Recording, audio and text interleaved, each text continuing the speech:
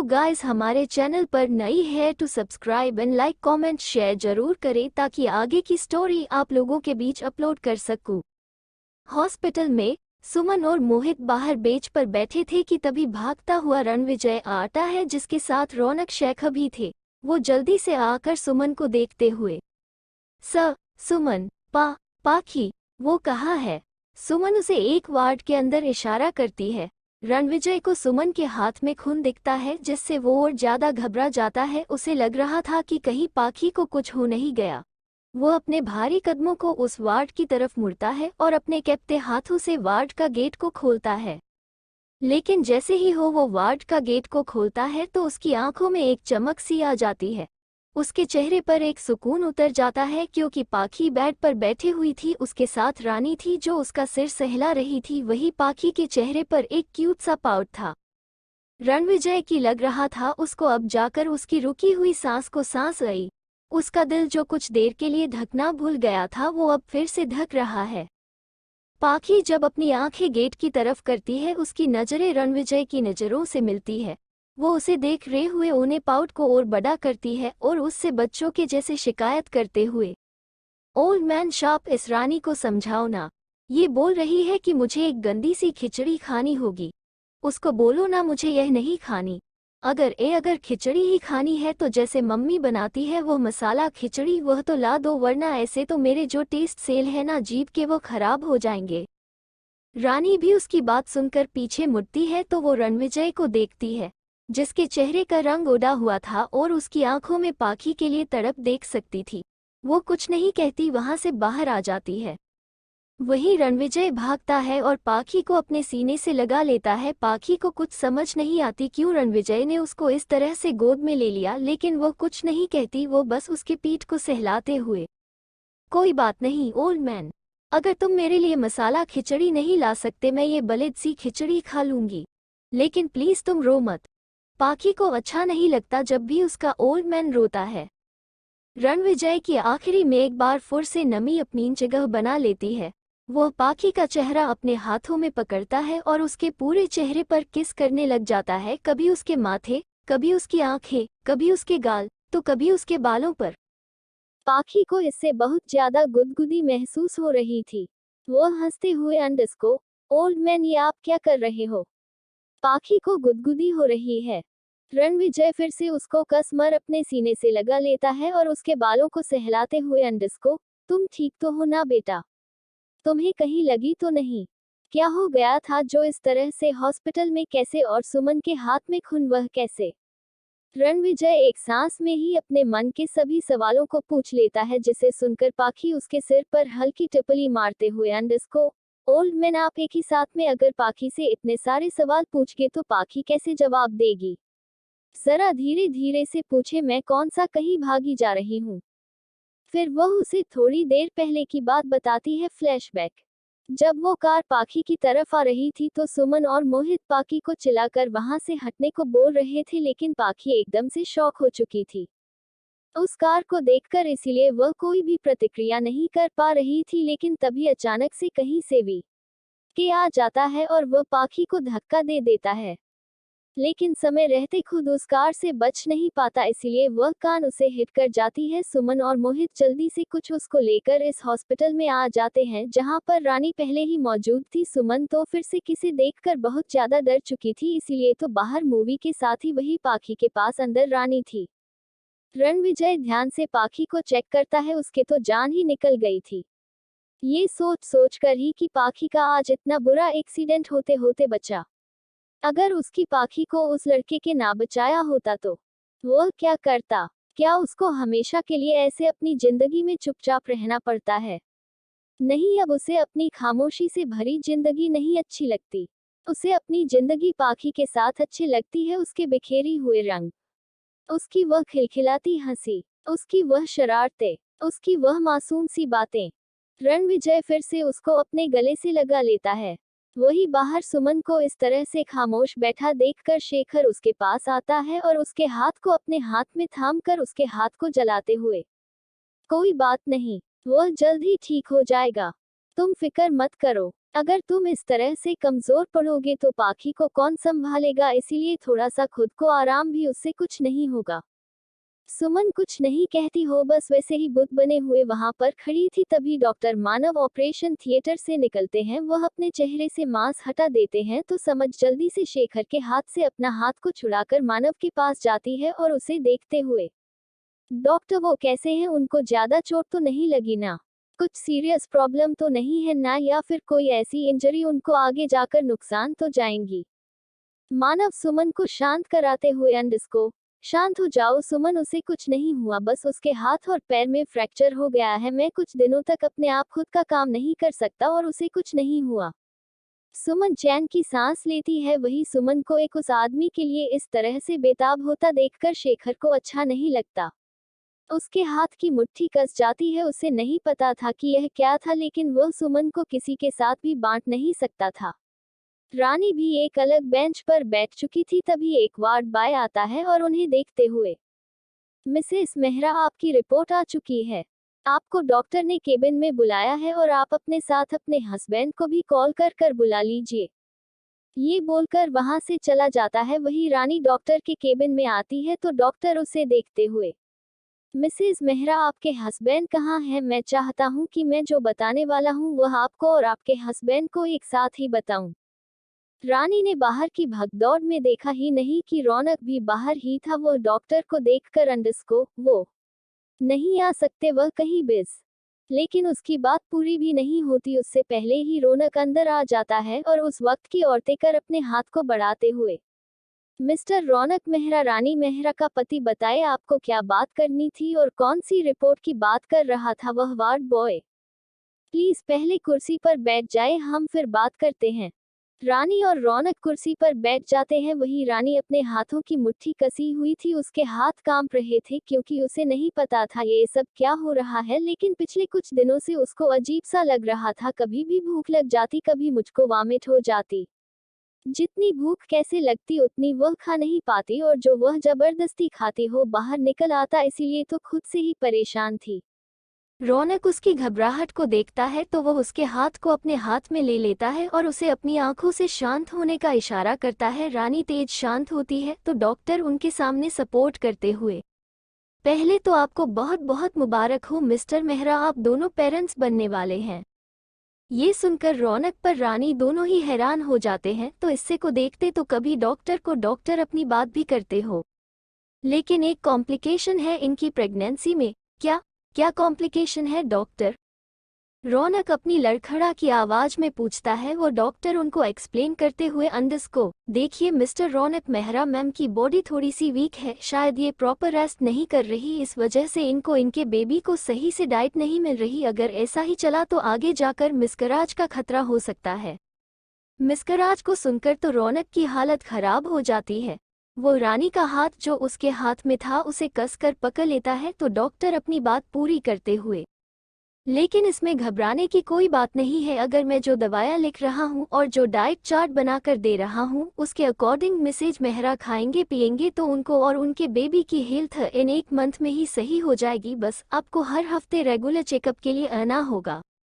रौनक एक चैन की सांस लेता है, फिर भी खुश हो जाता है और उस डॉक्टर को बाय बोलकर बाहर आ जाता है। वही बाहर आकर पुरानी को अपनी गोद में उठाता है और वहां से चला जाता है। टाइम चेंज, रात का समय, शेखावत विला। पाखी को रणविजय घर लेकर आ गया था।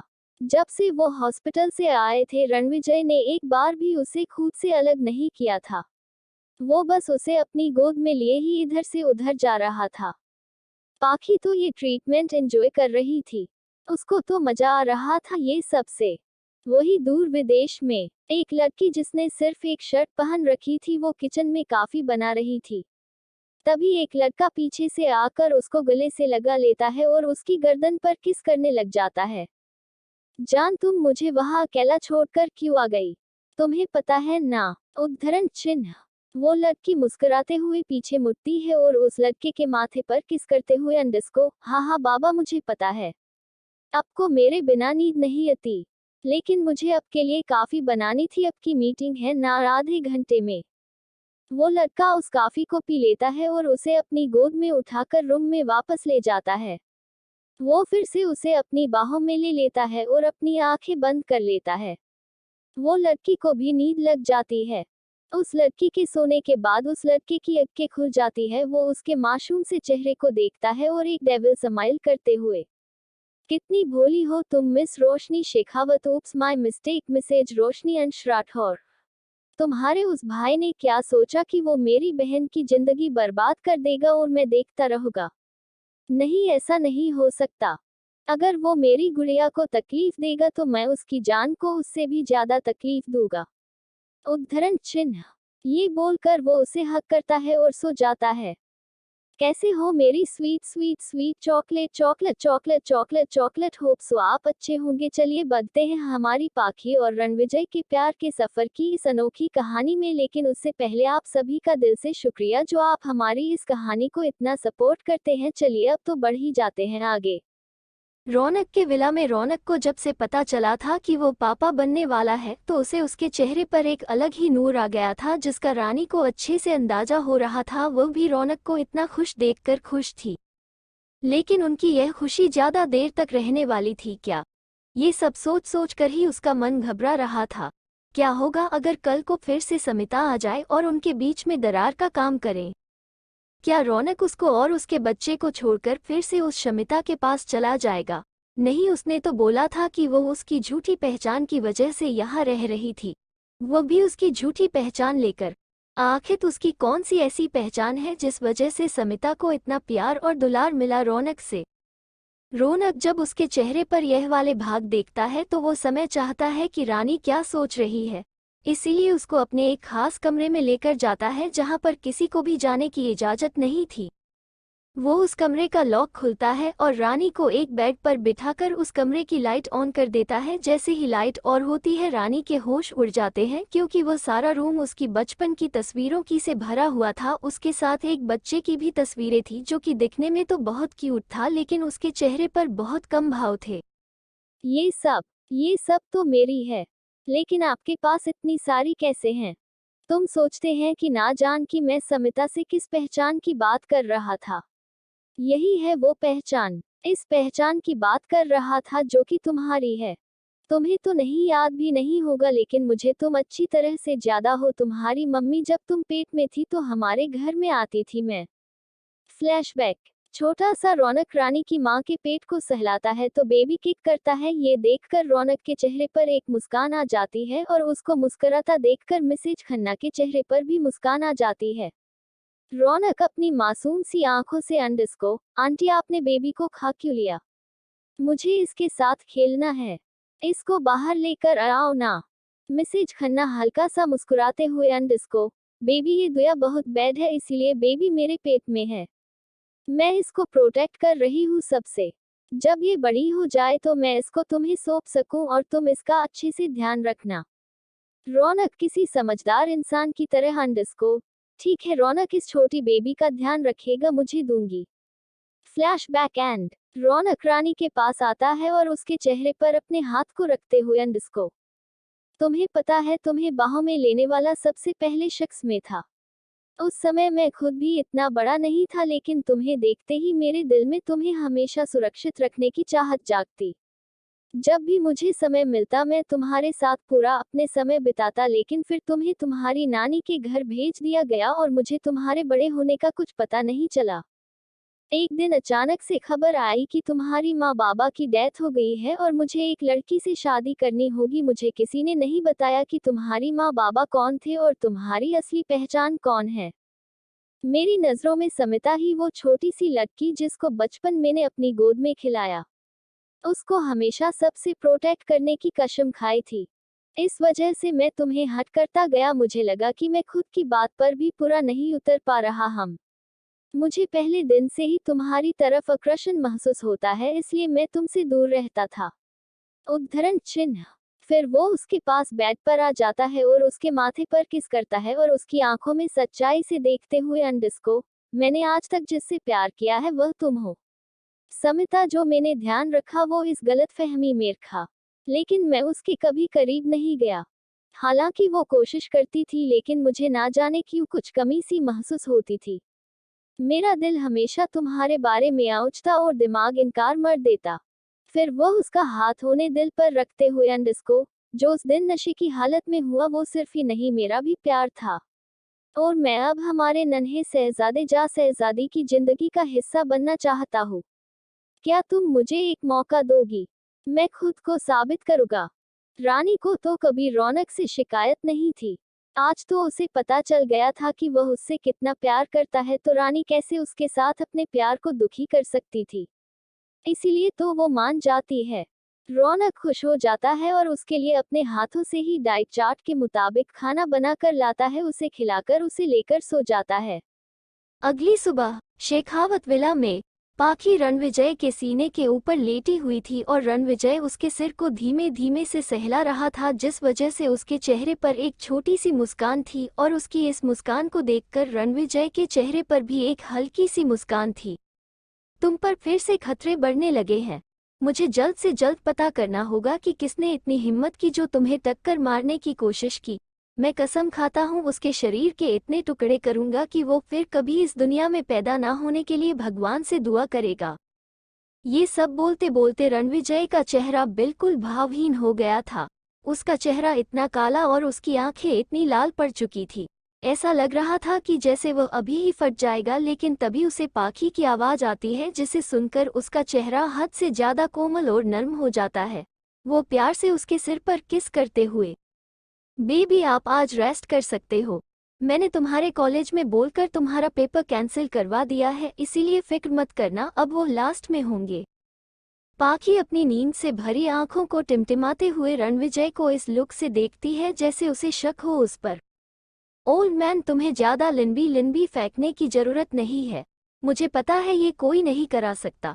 अब मेरा मन रखने के लिए ऐसे बोल रहे हो ना। रणविजय की आंखें छोटी हो जाती है। वो घुरकर अपनी इस नादान बीवी को देखता है जो हमेशा उसे अंडरएस्टिमेट करती थी। वो उसके सिर पर हल्का सा मारते हुए, बच्चे तुम जितना सोच सकती हो मेरी पहुंच उससे भी दूर है, और अब अपने इस छोटी सी दिमाग पर ज्यादा जोर मत डालो। आप बस इतना समझ लो कि आपका जो मन हो मैं आपके लिए कुछ भी कर सकता है। पाखी कुछ देर सोचती है। उसको सोचता देखकर रणविजय की आंखें छोटी हो जाती है, क्योंकि उसे पता था ये पक्का कुछ उल्टा ही बोलेगी। हुआ भी कुछ ऐसा ही। पाखी रणविजय को देखते हुए, अच्छा अगर मैं बोलूं कि मुझे चांद पर जाना है तो क्या आप मुझे चांद पर भी ले जा सकते हैं? रणविजय अपना सिर हिलाते हुए, ले जाने को कोई बड़ी बात नहीं है बच्चा, लेकिन वहां पर ना तो कुछ देखने लायक चीज है और ना ही अब आप ठीक से सांस ले पाएंगे। जैसी आपकी अकल और आपका दिमाग है आप पक्का वहां पर सरवाइव कर ही नहीं सकती, इसलिए मैं आपको वहां पर तू लेकर नहीं जा सकता। पाखी किसी एंग्री किटन के जैसे मुंह बनाती है और उसकी सीने पर वाइट करते हुए अंडस्को, आपने पाखी को बेअकल बोला। पाखी आज से बात नहीं करेगी। पाखी आपसे गुस्सा है। गुस्सा? हाँ, गुस्सा है। रणविजय को पाखी इस तरह गुस्से में भी बहुत ज्यादा क्यूट लगती थी। वो उसका चेहरा अपने हाथों में थामता है और उसके माथे पर किस करते हुए, बेबी पाखी अपने ओल्ड मैन से ज्यादा समय तक गुस्सा नहीं रह सकती, क्योंकि अगर बेबी पाखी अपने ओल्ड मैन से गुस्सा रहेगी तो ना तो ओल्ड मैन उसको अपने साथ चॉकलेट देगा, ना ही शाम को लेकर रोड ट्रिप पर लेकर जाएगा पहाड़लर। उद्धरण चिन्ह। पाखी की आंखें घूमने के नाम से ही चमचमा जाती है। वह जल्दी से उसे देखते हुए अंडस्को, क्या सच में ओल्ड मैन पाखी को अपने हैं रोड पर लेकर जाएंगे, वो भी पहाड़ पर? रणविजय हाँ में सिर हिलाता है तो पाखी को बहुत ज्यादा एक्साइटेड हो जाती है। वह रणविजय पेट पर ही उल्टी पालती मारकर बैठ जाती है और सोचते हुए, तो फिर पाखी माँ पापा को भी बता देती है, वो भी हमारे साथ चलेंगे। रणविजय की आंखें छोटी हो जाती है। वो अपनी इस छोटी सी बीवी को देखता है जो कि उठने को तैयार थी। वो उसको पकड़ लेता है और उसको घुरते हुए, बेबी ये हमारी ट्रिप है, हमारी जाने की तुम और मैं। इसमें ना तो तुम्हारे फ्रेंड और ना ही हमारे घर वाले अलाउड है।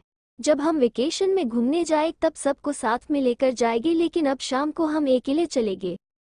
पाखी मासूमियत से, लेकिन उनको बुरा लगेगा अगर हम इस तरह से चले गए। रणविजय को उसकी मासूमियत से प्यार था, लेकिन कभी कभी वो उससे चिढ़ भी जाता था। वो उसकी गाल को खींचते हुए, जान किसी को भी बुरा नहीं लगेगा, आप फिक्र मत करो। मैंने पहले सबसे पूछ लिया है, सबको कोई ना कोई काम है, इसीलिए सिर्फ हम दोनों चलेंगे। पाखी खुश होते हुए अंडस को, तो ठीक है। ओल्ड मैनो, पाखी को अच्छे से रेडी करो और फिर हम चलेंगे।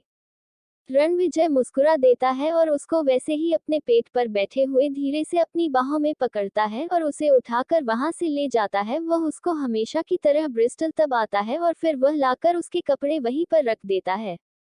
पाखी ने आज बहुत ही सुंदर सी फ्लोरल प्रिंट का अनारकली सूट पहना हुआ था जिसमें वह बहुत ज्यादा प्यारी लग रही थी। रणविजय उसको देखकर मुस्कुरा देता है। वह उसके पास आता है और उसके बालों को सुखाकर उनकी एक चोटी बना देता है। फिर उसके कानों में हल्के से झुमके के गले में मंगलसूत्र और मांग में सिंदूर डाल देता है। पनखुड़ी बहुत ही ज्यादा प्यारी लग रही थी। उसके माथे को चूमता है और फिर से उसे लेकर नहीं किया जाता। बहुत प्यारी हो तुम पाखी, इतनी कि मेरा दिल जो सालों से बंद पड़ा था उसमें हलचल मचने लगी है तुम्हारी इस करीबी से। मुझे डर लगता है कहीं मैं अपने एहसासों में खो ना जाओ और तुम्हें हट ना कर दूं। उद्धरण चिन्ह। पाखी फिर से मासूमियत से अंडरस्को, मुझे पता है मेरा ओल्ड मैन कभी पाखी को हट नहीं कर सकता। वो हमेशा मेरे साथ रहेगा। रणविजय मुस्कुरा देता है। वो दोनों नीचे आकर नाश्ता करते हैं और रणविजय पाखी का माथा चूमकर ऑफिस जाने वाला होता है कि पाखी उसका चेहरा अपने हाथों में थामकर उसके होठों को चूम लेती है। रणविजय का चेहरा पूरी तरह से लाल पड़ चुका था। वो वहां से भाग जाता है क्योंकि सभी उसे चिढ़ाने वाली नजरों से देख रहे थे। लेकिन पाखी को कहाँ फर्क पड़ने वाला था। वही दूसरी तरफ लुई के को जब होश आता है तो उसके बेड के पास एक छोटा सा फिगर सो रहा था। लुई के सब कुछ समझने की कोशिश करता है। तब उसे याद आता है कि क्या हुआ था। वो धीरे से उसके सिर पर हाथ रखता है तो वो शख्स अपना चेहरा उठाकर उसे देखता है। ये कोई और नहीं सुमन थी। लुई के उसे देखकर हैरान हो जाता है। क्या हो गया वंश भाई, अब तो हैरान लग रहे हैं। ये मैं ही हूँ। उद्धरण चिन्ह। लुई के जाने की वंश उसे देखते हुए अंडस्को, तुम्हें मेरा नाम कैसे पता। सुमन अपनी नम आंखों से अंडस्को, अब ज्यादा बनने की जरूरत नहीं है। आखिर ऐसा भी कौन सा बदला है अब का जो आपको इस हालत में ले आया। मैंने उस दिन भी बोला था, आज भी बोलती हूँ। अब जिसको ढूंढ रहे हो लड़ जो आपको मिला वो अलग हेर। वंश हल्के से गुस्से से। अंडस्को, छोटी हमने भी आपको बोला था कि हमने अपने बेहद भरोसेमंद इंसान से सब चीजों का पता किया है। कौन से भरोसेमंद भाई, जिन्होंने मुझे मारने की कोशिश की थी। आपको पता है मैं इतने सालों से कितने मुश्किल से छुप कर रह रही हूँ और पाखी को प्रोटेक्ट कर रही हूँ। उद्धरण चिन्ह। छोटी हमने कुछ नहीं किया इस बार। उद्धरण चिन्ह। आपने पहले भी कुछ नहीं किया था भाई। ये सब वो आदमी की चाल है। वो आपको मोहरा बना रहा है रणविजय तक पहुंचने के लिए। हम इतने भी बेवकूफ नहीं है जो किसी की बातों में आ जाए। उद्धरण चिन्ह। नफरत। ये बहुत गहरा समुद्र के जैसे है भाई। आप नफरत की आग में जल रहे हैं जो आपको, आपके अपनों को खा रही है। उद्धरण चिन्ह। हम देख रहे हैं अब हमारी छोटी नहीं बल्कि इंस्पेक्टर सुमन कपूर है जो पाखी को प्रोटेक्ट करने के लिए आए हैं। उद्धरण चिन्ह। इंस्पेक्टर सुमन कपूर, सही कहा। वंश कपूर की छोटी बहन, जो गुनाह के रास्ते की ओर चल पड़ा है। लेकिन याद रखना बाय, अब के रास्ते में हमेशा मैं खड़ी होगी। फिर वो वहां से जाते हुए अंडस्को, मैंने बहन का फर्ज निभा दिया है, अब अपनी ड्यूटी पर जा रही हूँ। शाम को मिलते हैं। लेकिन वो जाते जाते रुक जाती है और बिना पलटे अंडस्को, एक बार नंदिनी के बारे में सोच लेना। जब वो उठेगी तब उसे कैसा लगेगा अपने हीरो भाई को विलेन बने हुए देखकर। वंश किसी गहरी सोच में चला जाता है। वो किसी को फोन करता है और उसको कुछ बताता है। अगर तुम बेकसूर हुई तो तुम्हें कोई भी हाथ नहीं लगा सकता। लेकिन अगर तुम ही कसूरबार हुई तो मैं तुम्हें बद से बदतर मौत दूंगा। शाम के समय रणविजय रूम के खड़े होकर पाखी का इंतजार कर रहा था जो कच तैयार हो रही थी। लेकिन अभी तक वो बाहर नहीं निकली थी। रणविजय का सब्र अब जवाब देने को था। पाखी, पाखी, कितना समय और लगाना है तुम्हें। उद्धरण चिन्ह। अंदर से। पाखी अति है जिसने सिर्फ ब्लाउज और पेटीकोट पहना था। रणविजय अपना चेहरा दूसरी तरफ मोड़ लेता है।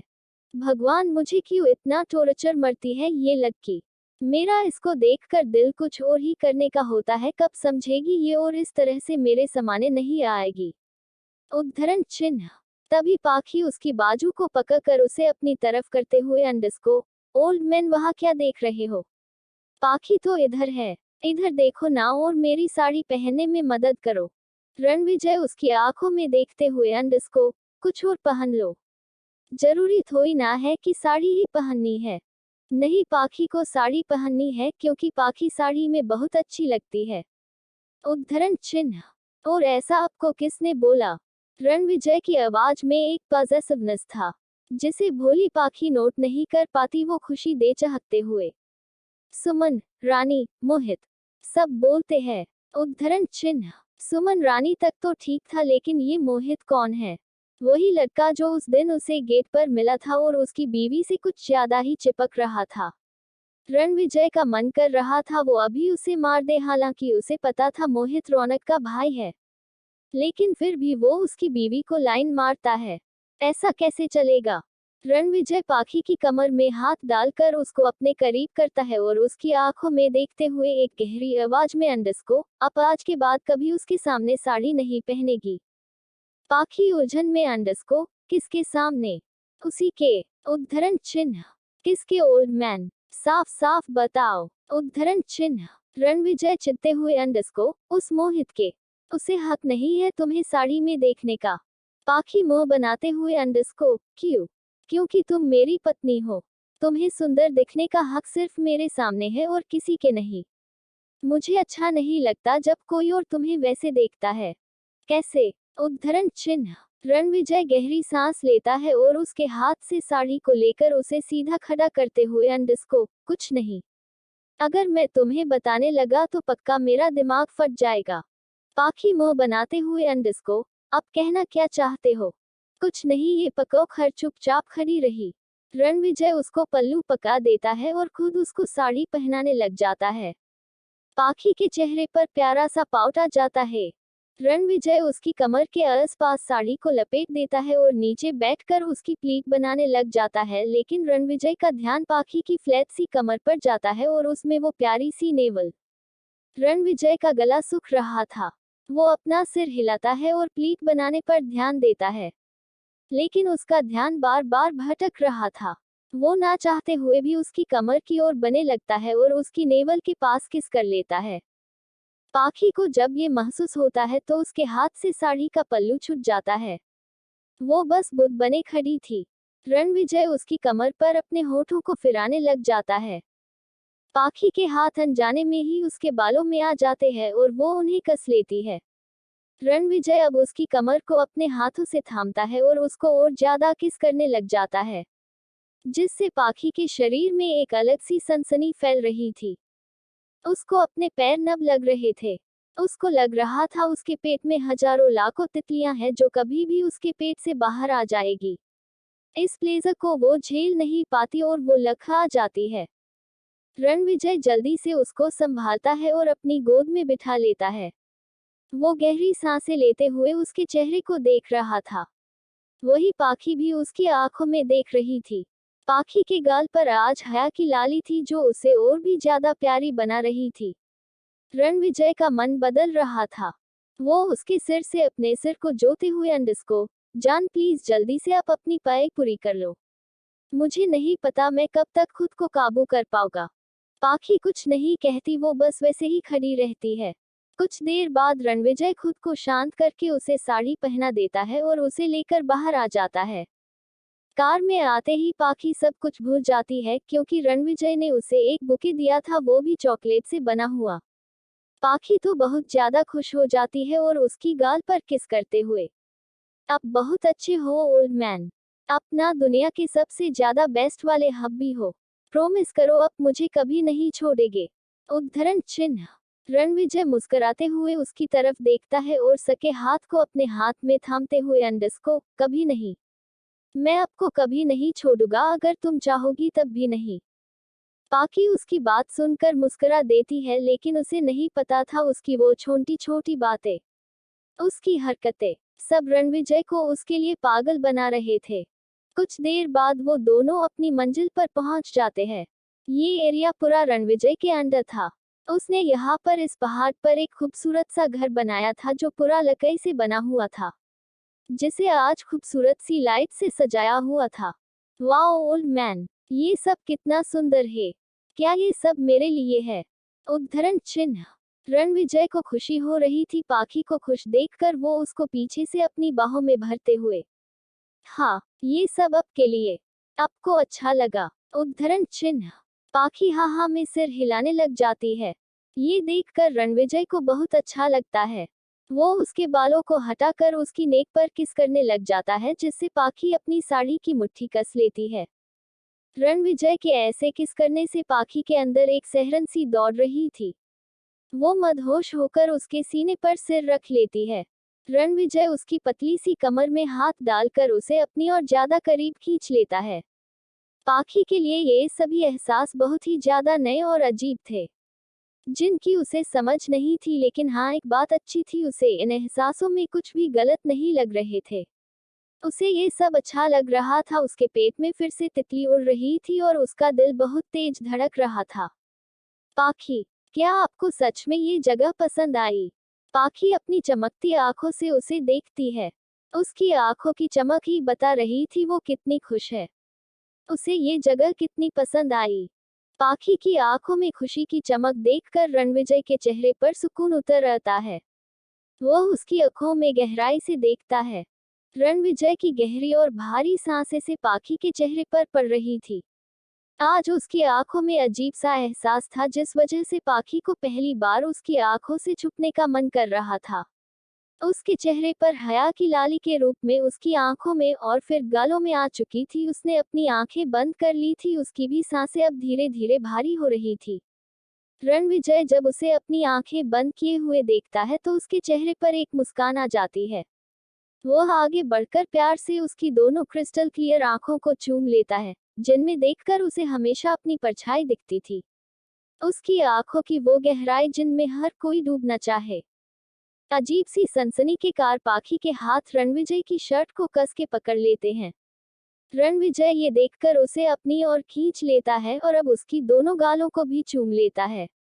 पाखी की पकड़ अब उसकी शर्टों और किस जाती है। उसकी पकड़ इतनी मजबूत थी कि उसके नेल रणविजय की स्किन में चुभ रहे थे, लेकिन ये पल रणविजय के लिए इतना उसको मदहोश कर चुका था कि उसे इस चीज का कोई ख्याल नहीं था और ना ही कोई गिला। तभी अचानक से ही उसके उन दोनों के ऊपर गुलाब की पंखुड़ियों की बारिश होने लग जाती है। पंखुड़ी अपनी आंखें खोलकर देखती है तो ऊपर हेलीकॉप्टर की मदद से गुलाब की अलग अलग रंग की पंखुड़ियां नीचे आ रही थी। ऐसा लग रहा था कि जैसे दुनिया भर के गुलाब आकर पाखी के सामने नतमस्तक हो रहे हो। पाखी को ये सभी चीजें बहुत अच्छी लगती हैं। वो ये सभी चीजें देखकर खुश होने लग जाती है और उन पत्तियों को पकड़ने की कोशिश करती है। इस समय वो फिर से वही मासूम बेबी पाखी बन गई थी और रणविजय उसे बेहद प्यार से देख रहा था। तभी एक पत्ती बिल्कुल उसके होठों पर आकर ठहर जाती है, जो देखकर रणविजय के भड़कते एहसासों को फिर से आग देने का काम करती है। पंखुड़ी के होठों पर पहले से ही एक लिप ग्लास लगा हुआ था, इस वजह से उसके होंठ एक अलग ही चमक से चमक रहे थे। अब तो उस पर हो प्यारी सी रेड पेटल की एक छोटी सी पत्ती। ऐसा लग रहा था जैसे उस गुलाब को एक और पंखुड़ी नहीं घेर लिया। रणविजय उसके पास जाता है और अपनी होठों को पाखी के होठों के बिल्कुल करीब ले जाकर उस पंखुड़ी को अपने होठों में ले लेता है और पाखी के होठों से अलग करता है। इस दौरान रणविजय के होठों ने पाखी के होठों के कोनों को छू लिया था, जिस वजह से बाकी के शरीर में फिर से एक बिजली सी दौड़ गई। रणविजय पाखी को अपनी गोद में उठाता है और उस छोटे से घर में बनी हुई एक प्यारी सी बालकनी में ले जाता है, क्योंकि बहुत खूबसूरत तरीके से बनाई हुई थी। ऊपर से पहाड़ के ऊपर होने की वजह से आसपास का बहुत ही ज्यादा अच्छा और खूबसूरत लग रहा था। रणविजय दोनों को खाना सर्व करता है और पाखी को अपनी गोद में बिठाकर ही खाना खिलाने लग जाता है। पाखी भी मुस्कुराते हुए खाना खा रही थी। ओल्ड मैन, मुझे नहीं पता था कि आप इतनी अच्छी तैयारियां करते हैं। अगर मुझे पहले पता होता ना तो जब भी मेरा मन करता मैं आपको बोलती थी।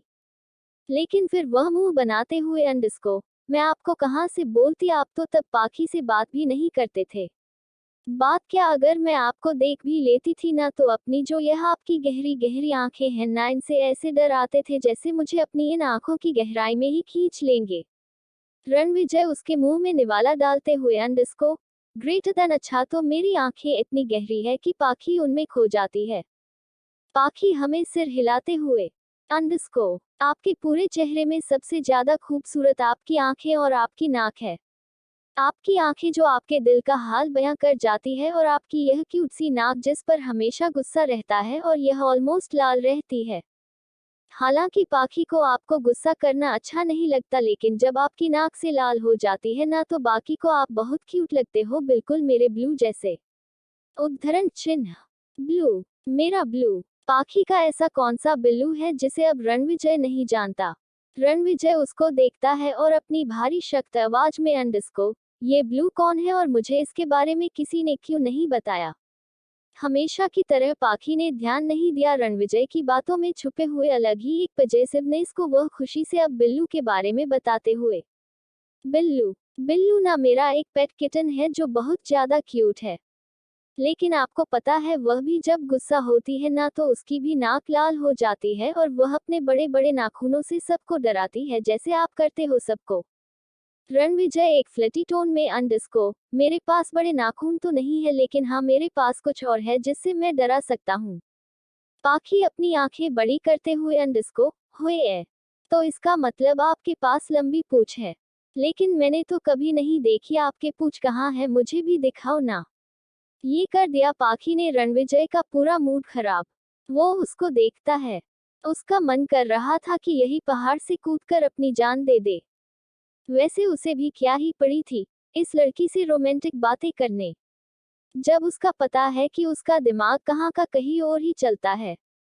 क्या इसे पता है कि वह कैसे क्या देखने की डिमांड कर रही है। कुछ, वह भी लंबी वाली हम। हाँ वो उसको दिखा सकता है अपनी पूंछ, लेकिन क्या ये लड़की समझे कि कहीं ऐसा ना हो चाकू लेकर उसके पीछे पड़ जाए और रणविजय बेचारा बिना पूंछ के हो जाए। रणविजय को तो ये ख्याल सोचकर ही डर लग रहा था, वह बस एक गहरी सांस लेता है। कुछ जवाब न देकर वो बस उसके मुंह में फिर से खाना ठूस देता है जिससे वो फिर से कुछ न बोल पाए। वहीं दूसरी ओर रौनक के घर में, कहते हैं ना लातों के भूत बातों से नहीं मानते, वैसे ही हमारी जो शमिता मैडम है वह है। हालांकि रौनक ने उसको बहुत ही प्यार से बेइज्जत के साथ धक्के मार कर निकलवा दिया था, लेकिन वह फिर से चली आई है। आज रात को एक बहुत ही सोट सी ड्रेस पहन कर आ गई, या फिर बोल सकते ड्रेस के नाम पर सिर्फ 2 पीस। वह एक अदा से चलते हुए मेंशन के अंदर आती है, लेकिन सोफे पर ही उसे रानी बैठी हुई दिखती है जो कि मजे से चॉकलेट खा रही थी। उसे देखकर तो उसका मुंह बन जाता है। वह जल्दी से उसके पास आती है और उसको घूर कर देखते हुए, सच में शर्म नाम की तो कोई चीज नहीं है तुम्हें।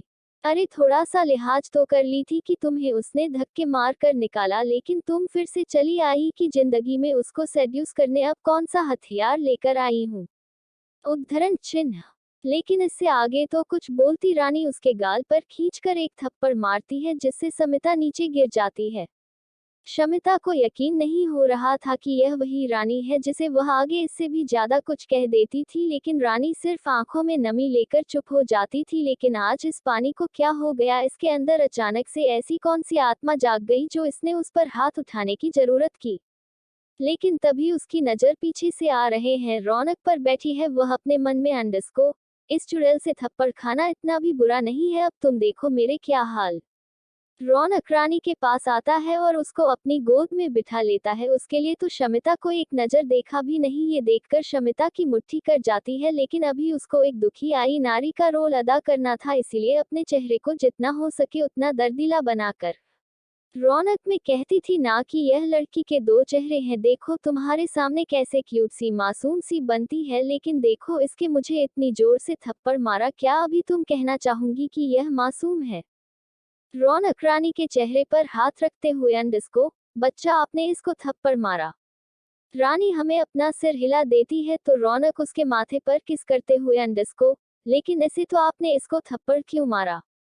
रानी क्यूट सी आवाज में अंडस्को, क्योंकि इसे मुझको गंदा गंदा बोला तो मुझे गुस्सा आ गया और मैंने इसको थप्पड़ मार दिया। आपको नहीं पता ये लड़की हमेशा मुझे परेशान करती है, मैं तो उसको ऐसी मारूंगी। रौनक प्यार से उसको अपने सीने से लगाते हुए अंडरस्को, अच्छा अच्छा, इसमें आंखें नम करने वाली कौन सी बात है। कैरेट, डॉलर, तुमको जिसको मारना है मारो, तुम्हें पता है ना तुम रौनक मेहरा की पत्नी हो, जो कि इतना तो दम तो रखता है कि तुम पर उठने वाली हर उंगलियों को तोड़ सकता है। इसीलिए तुम बिंदास होकर पंगे लो। तुम्हारे पीछे मैं हूँ, तुम्हारे हर पंगे को सुझाने के लिए। रानी खुश हो जाती है और उसकी गाल पर किस कर लेती है अंडरस्को, थैंक यू हब्बी, आप वर्ल्ड के बेस्ट हब्बी हो। समिता की आंखों में गुस्सा उतर आता है। शमिता हैरानी से रौनक को देख रही थी। क्या ये वही रौनक है जो उसके साथ इतने समय से रहता था? डॉट, नहीं, यह वह रौनक नहीं है। इसने कभी उसे तो नहीं कहा कि उसको जिसके साथ भी झगड़ा करना है वह कर सकती है, उसके पीछे वह है, उसे संभालने के लिए उसकी बैकबोन।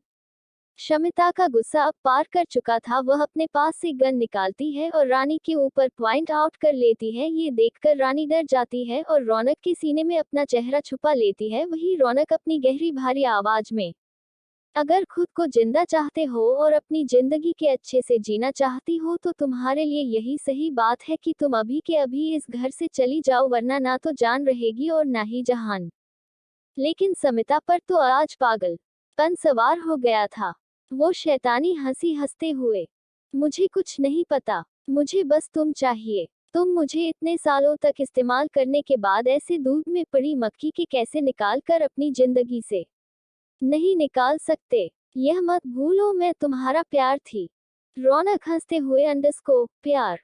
कौन सा प्यार, किसका प्यार? मेरा प्यार मेरी बाहों में है और तुमने तो बस मेरे प्यार की पहचान ली थी, वो भी मुझे समझ नहीं आता कैस, जबकि इस बारे में ज्यादा लोगों को पता ही नहीं था। शमिता पागलों की जैसे हंसते हुए अंडरस्को, तुम्हारे अपने में ही बहुत सारी दुश्मन छुपे हैं मिस्टर रौनक मेहरा, जो तुम्हारे परिवार को ना तो एक होने दे रहे हैं और ना ही अलग। मैं भी उन मोहरों में से एक हूँ जो तुम्हारी जिंदगी में सब कुछ बदलने आई थी और मैंने बदल भी दिया था, लेकिन जब यह मनहूस लड़की तुम्हारी जिंदगी में नहीं आई, मैंने सोचा था कि तुमसे शादी कर कर तुमको मार दूंगी और इस प्रॉपर्टी की इकलौती बारिश बन जाऊंगी, लेकिन मुझे कहाँ पता था कि तुम्हारी माँ इस घटिया लड़की से तुम्हारी शादी करा दी थी। रौनक तेज आवाज में अंडरस्को, अपनी आवाज को और लहजे को सही रखकर बात करो। ये पत्नी है मेर, घटिया अगर यहाँ पर कोई है तो वह तुम हो। मुझे नहीं पता कि तुम कितने लड़कों के साथ मेरी पीठ के पीछे अपनी हवस मिटाने के लिए उनके बिस्तर को गर्म करती हो। समिता के चेहरे का रंग उठ जाता है, लेकिन वो हार ना मानते हुए, तो फिर क्या हो गया? जो तुम मुझे नहीं दे पाए तो मैंने किसी और से ले लिया। अब मैं कोई तुम्हारी पत्नी से जैसी बेवकूफ तो नहीं ना कि तुम्हारे पीछे पीछे फिरती रहूं जबकि तुम मुझे देखो भी ना। उद्धरण चिन्ह। समिता नफरत से रानी को देखते हुए यह बात कहती है। वहीं अब रौनक का गुस्सा हद से पार हो चुका था। वह अपने सामने पड़े टेबल को लात मारता है तो सीधा शमिता के पांव में लगता है, जिससे वो गिर जाती है और उसके हाथ से उसकी गन उछल जाती है। रौनक उस गन को एक झटके में पकड़ लेता है और उसके ऊपर तानते हुए, अब बताओ, अब मैं तुम्हारे साथ क्या करूं? तुम्हारी थी के लिए तुम्हें अभी के अभी यहीं पर मार दूं या फिर तुम्हारे असली जगह पहुंचा दूं तुम्हें? शमिता अब डर रही थी। वह हल्की सी घबराहट भरी आवाज में अंडरस्को, असली जगह कहना क्या चाहते हो तुम? रौनक एक तिखी सी मुस्कान देते हुए अंडरस्को, तुम्हारे जैसे पागलों की असली जगह पागल खाना है तो तुम्हें अब वही मुबारक हो। तुम्हें प्रॉपर्टी चाहिए थी ना मेरी, तो चलो दी मैंने तुम्हें इतनी बड़ी प्रॉपर्टी। वह मेंटल असाइनमेंट भी मेरा ही है। मुबारक हो, तुम वहाँ की ऑन हो। अब जाओ और एंजॉय करो अपनी प्रॉपर्टी के साथ। और हाँ, फिक्र मत करना, तुम्हारा मन बहलाने के लिए बहुत सारे लोग हैं। कुछ गार्ड आते हैं और उसको लेकर चले जाते हैं। शमिता लाख चीखती चलाते हैं लेकिन कोई ऐसा नहीं था। रौनक अब रानी को देखता है जो उसके सीने में दुबके हुए ही सो गई थी। उसका चेहरा हद से ज्यादा मासूम लग रहा था। रौनक उसे अपनी गोद में उठाकर उसे रूम में ले जाता है और वैसे ही अपने ऊपर उसको सुला लेता है। वो उसके बालों में हाथ फेरते हुए अंडरस्को, मुझे समझ नहीं आता कि मैं चाहे तुम्हें जितना देखता हूँ उतनी ही तुम और ज्यादा प्यारी और मासूमियत बढ़ कैसे जाती है। तुम इतनी प्यारी इतनी पवित्र कैसे हो सकती हो? पहाड़ पर दूसरी ओर रणविजय के कुछ विलेज के बाहर एक शख्स अपने हाथ में पकड़े हुए खड़ा था। वह आसपास का भ्रमण कर रहा था कि तभी अचानक से पीछे कोई उस शख्स के गन तान देता है, जो कि कोई और नहीं शेखर था। शेखर उस शख्स के लेकर वहां से थोड़ी दूर बने कोर्ट्स में ले आता है और उसको घूरकर अपनी भारी आवाज में, आखिर पहचान क्या है तुम्हारी? कौन हो तुम और हमारी जिंदगी में क्यों आई हो? वह शख्स उसकी इस आवाज से शर्मा नहीं बल्कि वो तो हंसे ही घुरता है और अपने कोल्ड आवाज में, मुझे नहीं लगता कि मुझे तुम्हें बताने की जरूरत है। उसकी बात सुनकर शेखर को गुस्सा आ जाता है। वह उसको गुस्से से घुरता है और उसकी तरफ गन को लोड करके पॉइंट करते हुए, सुमन कपूर, खुद को इतना भी बड़ा समझने की भूल मत करो कि इसी घमंड में तुम्हारी जान चली जाए। जी हाँ, ये कोई और नहीं हमारी सुमन है। जैसा कि मैंने आपको पिछले एपिसोड में बता ही दिया था, सुमन की असली पहचान तो वह अपनी ड्यूटी अदा करने के लिए ही रणविजय और पाखी को फॉलो कर रही थी। सुमन उसके सामने खड़ी हो जाती है और उसकी गन को पकड़कर अपने माथे पर रखते हुए, अंडस्को, इन खिलौनों से डरने वाली नहीं हूं मैं। मेरे जो फर्ज है, जो मुझे काम किया गया है, मैं वही कर रही हूँ। इसके लिए ना तो मुझे तुम्हारी इजाजत की जरूरत है, ना ही तुम्हारी किसी सलाह ना की। शेखर अपनी गन को कस के पकड़ते हुए, अंडस्को, क्यों आई हो तुम हमारी जिंदगी में? मेरे इस सवाल का जवाब दो। सुमन उसकी ओर देखती है और फिर अपनी आंखें घुमाते हुए, अंडस्को, मुझे नहीं लगता मुझे तुम्हें रिपोर्ट करने की जरूरत है। कोई एक रीजन बताओ जो मैं तुम्हें बताओ। ये बोलकर वह वहां से जाने वाली होती है कि शेखर उसका हाथ पकड़ता है और उसको गेट पर ही पिन कर देता है।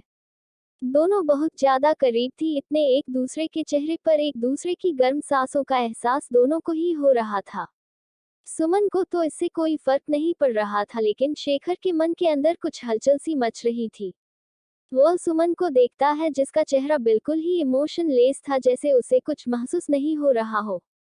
शेखर एक मायूसी भरी आवाज में, अंडस्को, मुझे खुद से नफरत करने की वजह मत दो और चुपचाप से बता दो कि तुम कौन हो। मैं तुम्हें नफरत नहीं करना चाहता और मुझे तुम्हारी मोहब्बत से नफरत से कोई फर्क नहीं पड़ने वाला, लेकिन फिर भी तुम मेरा इतना दिमाग खा रहे हो तो मैं तुमको बता देती हूँ। जो इन्फॉर्मेशन मेरी तुम्हारी पास है, जब तुमने मेरी छानबीन की थी ना और लॉक थी, वो ये है कि मैं कपूर खानदान की बड़ी बेटी इंस्पेक्टर सुमन कपूर हूँ, जिसको पाखी राठौर की सेफ्टी के लिए अपॉइंट किया गया था हाई ऑफिसर से। क्या पाखी जानते हैं कि तुम एक इंस्पेक्टर हो?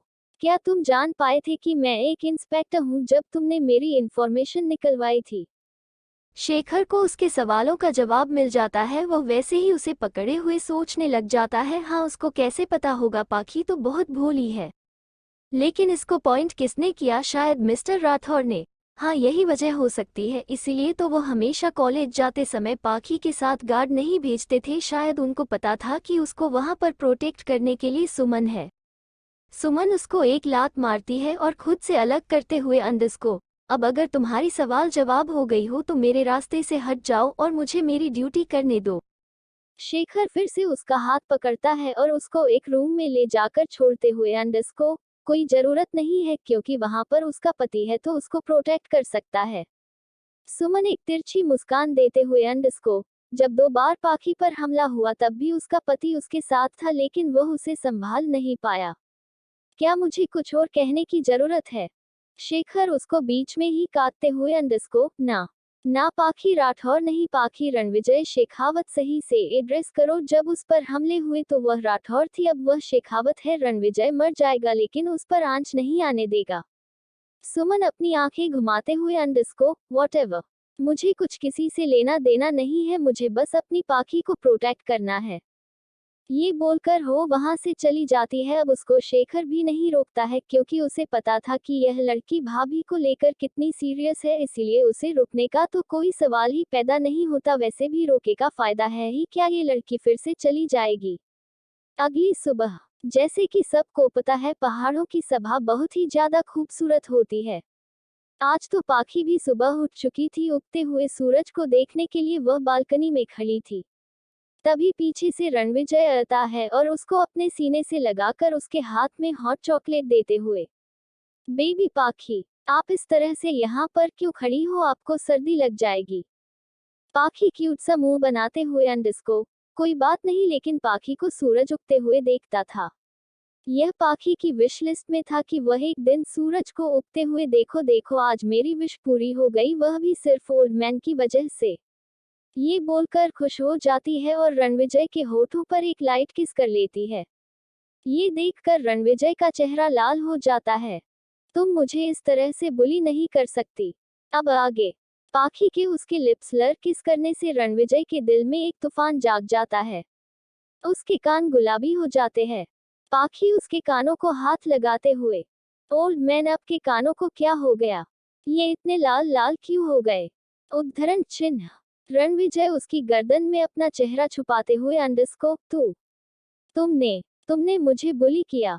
पाखी हैरानी से अपनी तरफ उंगली करते हुए अंडरस्कोप मैंने आपको कैसे बुली किया? पाखी तो सबसे क्यूट शांत और भोली लड़की है। रणविजय कुछ नहीं कहता, वो उसे वैसे ही अपने गले से लगाए। अब मन में अंडरस्कोप, यही तो वजह है मेरी बुली होने की। तुम कुछ समझती नहीं हो और मुझे तुमको समझाया नहीं जाएगा। क्या करूं मैं अपना? फिर वो उससे अलग होता है और उसके बालों को जो कुछ उसके चेहरे पर आ रहे थे उन्हें उसके कानों के पीछे लगाते हुए, कुछ नहीं, चलिए अब रेडी हो जाइए, आपको कॉलेज भी जाना है ना? पाखी खुशी से उछलते हुए अंडरस्कोप, ठीक है ओल्ड मैन। पाखी अभी तैयार होकर आती है, फिर वो सुमन और रानी को भी बताएगी। इक्वल्स इक्वल्स इक्वल्स निर्वाण विला लर। खुशबू जो कि आराम से मानव की बाहों में सो रही थी, उसकी आँख खुलती है। वो मानव का चेहरा देखती है जो कि सोते समय बहुत ही मासूम लग रहा था। उसके चेहरे में एक सुकून था जो उसे और ज्यादा प्यारा बना रहा था। अब सब में बहुत ज्यादा हैंडसम हो। मुझे उम्मीद नहीं थी मुझे आप जैसा हैंडसम पार्टनर मिलेगा। फिर वो अपने बालों को झटकते हुए अंडरस्कोप, वैसे उम्मीद तो आपको भी नहीं होगी इतनी प्यारी, खूबसूरत और भोली लड़की मिलने की। लेकिन फिक्र मत करिए, अब की जिंदगी रोशन करने मैं आ गई हूँ। ये बोलकर वो उसके माथे पर किस करती है और वहां से चली जाती है। उसके जाते ही मानव अपनी आंखें खोलता है। बिल्कुल पागल है ये लड़की। मुझे समझ नहीं आता कोई खुद से इतना ज्यादा ऑब्सेसिव कैसे हो सकता है। अगर तुम्हें ना मिलता तो शायद यकीन नहीं करता। मेरी पागली। उद्धरण चिन्ह। मानव अपने माथे पर हाथ रखता है। यहाँ पर खुशबू ने किस किया था। वो मुस्कुरा देता है और अपने हाथ को चूम लेता है। थोड़ी देर बाद वो नीचे आता है तो नीचे फिर से खुशबू उसकी शर्ट पहने ही घर के काम कर रही थी। मानव जाकर सोफे पर बैठ जाता है तो खुशबू मुस्कुराते हुए उसके लिए काफी लेकर आती है और उसकी गोद में बैठ जाती है। मानव अपनी एक भौं को उठाकर अंडरस्कोप, ये सुबह सुबह क्या हरकत है? आखिर करना क्या है आपको? खुशबू एक शैतानी मुस्कान देते हुए उसकी थाई के साथ अपने आप को रब करती है जिस वजह से मानव की तो सांस ही रुक जाती है। वो एकटक इस लड़की को देख रहा था। खुशबू बिल्कुल उसके कान के पास जाकर अंडरस्कोप, सांस ले लीजिए डॉक्टर साहब। कहीं ऐसा ना हो कि अब के लिए दूसरे डॉक्टर को बुलाना पड़े। मानव सच में अब जाकर सांस लेता है और घुरकर खुशबू को देखता है जो उसको देखकर आंख मार रही थी। ये देखकर वो उसको घुरते हुए अंडरस्कोप, ये क्या बुहदगी है? लड़की हो इसलिए तुम्हें झेल रहा हूँ वरना कब से धक्के मारकर अपने घर से निकाल देता है। खुशबू उसके पास आती है और फिर से उसकी गोद में बैठते हुए अंडरस्कोप, इतना भी क्या गुस्सा करना डॉक्टर साहब। गुस्से को थूक दीजिए और मेरे साथ घर बसा लीजिए, फिर हम मिलकर इस सुने से घर को छोटे छोटे बच्चों से भर देंगे। तुम्हें बिल्कुल शर्म नहीं आती ना? किसी लड़के के पास इस तरह से उसकी गोद में बैठकर उसको सेड्यूस करते हुए। उद्धरण चिन्ह। बाहर की तरफ से एक आवाज आती है जिससे दोनों उस तरफ देखते हैं।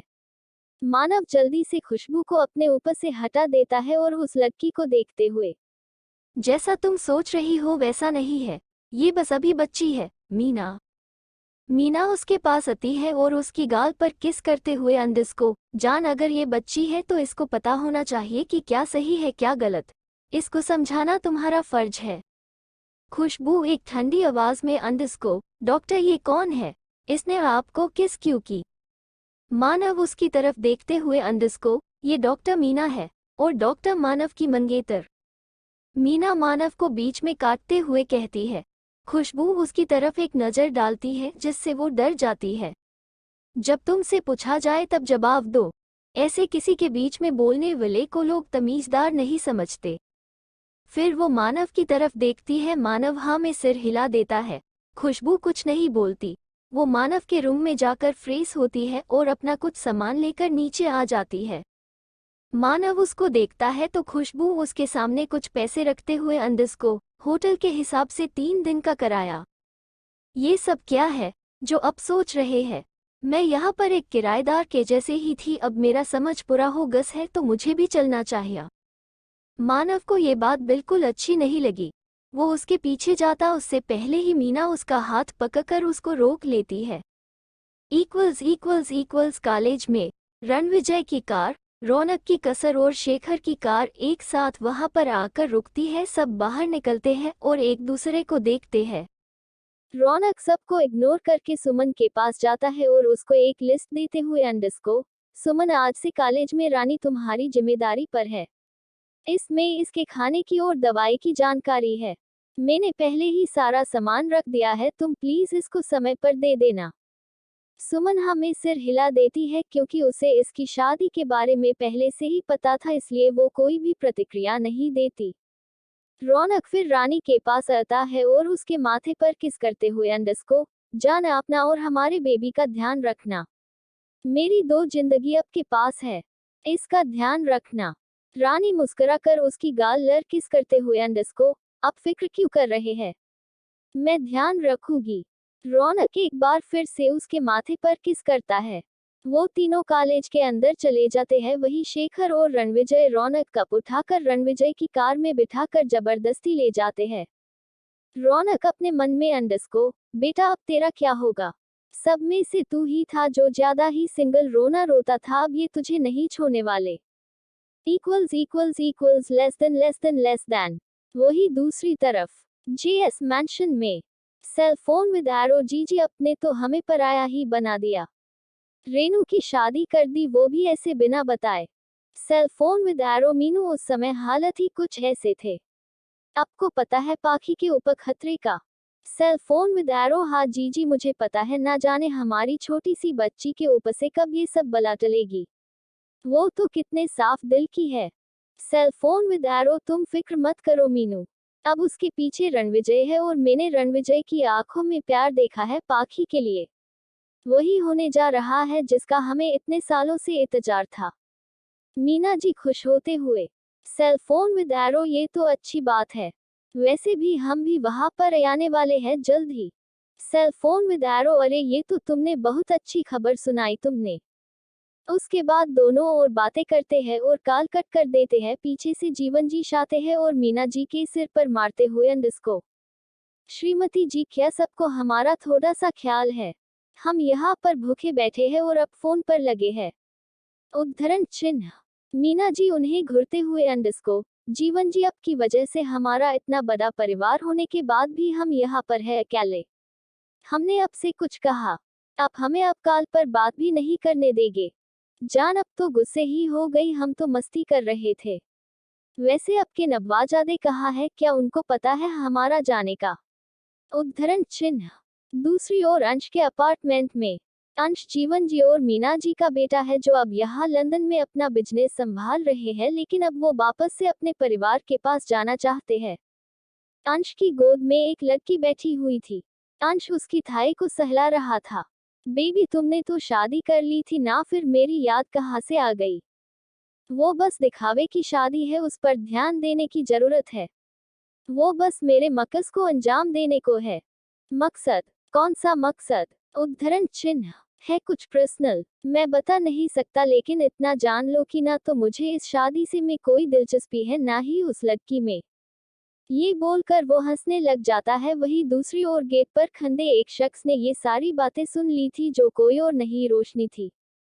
रोशनी का दिल 1000 टुकड़ों में टूट चुका था, जिसको वो अपना सब कुछ मानती थी, जिससे उसने अपनी इस छोटी उम्र में ही शादी करी। उसके लिए उसके क्या माने है? कुछ भी नहीं। रोशनी कुछ नहीं बोलती। वो अंदर आती है और बिना अंश पर ध्यान दिए अपने रूम में जाती है और वहां से अपना कुछ जरूरी सामान लेकर बाहर आ जाती है। अंश और वो लड़की एक दूसरे में इतने खोए हुए थे कि उन्हें पता ही नहीं चला। कहाँ लेकर जाएगी रोशनी को उसकी किस्मत और क्या होगा जब रणविजय को पता चलेगा अपनी बहन की हालत के बारे। चैनल पर नए हैं तो subscribe and like comment share जरूर करें।